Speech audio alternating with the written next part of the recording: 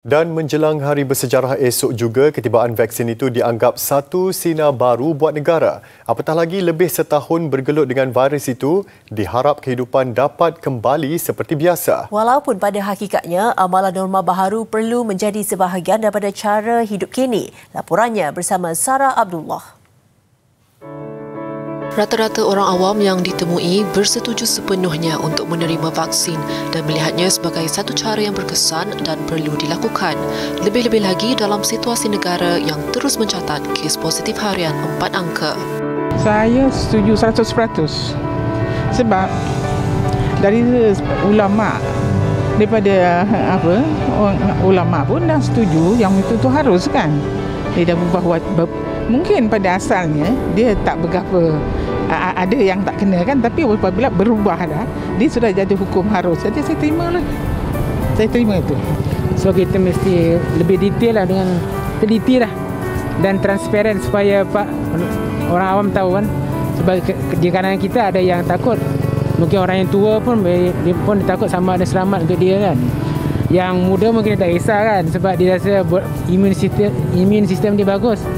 Tapi as usual, orang-orang yang ada penyakit yang memang dah sedia ada seperti kencing manis, mesti jaga-jaga jugalah. Sebab setengah orang memang dia punya imun status memang dah turun.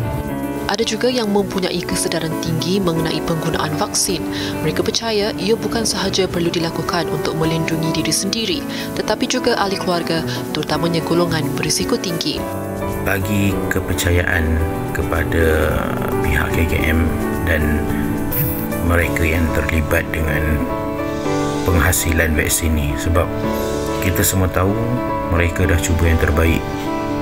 Tak ada siapa yang nak virus ni, tak ada siapa yang nak hidup dengan keadaan takut-takut macam ni. Semua orang nak jauh dengan virus ni. Jadi tak salah pun kalau kata kita nak ambil vaksin ni supaya lebih selamat lah. Kalau kata kita tak buat untuk kita, kita fikirkan orang sekeliling kita. Ya, ini satu berita yang baik, satu perkembangan yang kita tunggu sejak pandemik ini bermula.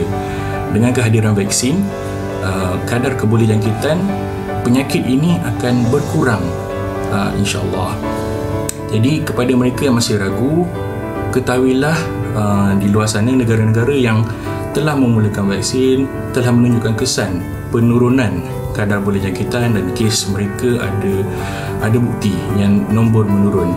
Jadi kita sama-sama bersiap sedia untuk bila sampai masa kita, dan semoga semua ini dipermudahkan untuk satu Malaysia.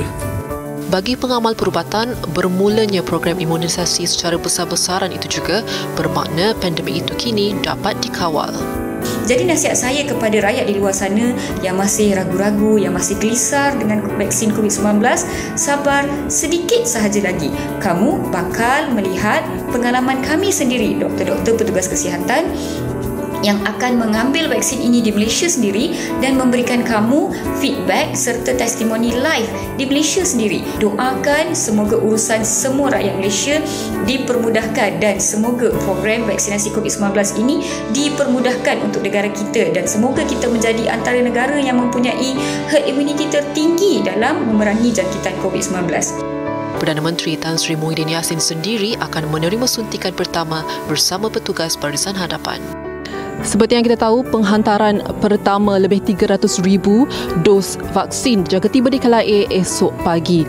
Dan biarpun pemberian vaksin itu dibuat secara sukarela, namun ia sangat digalakkan bagi memastikan pembentukan imuniti kelompok berupaya dapat dicapai. Bagaimanapun, menerima vaksin bukanlah bermaksud kita kebal daripada virus itu. SOP perlu terus dijaga dan pendekatan norma baharu perlu dibiasakan sepenuhnya. Sarah Abdullah, TV3.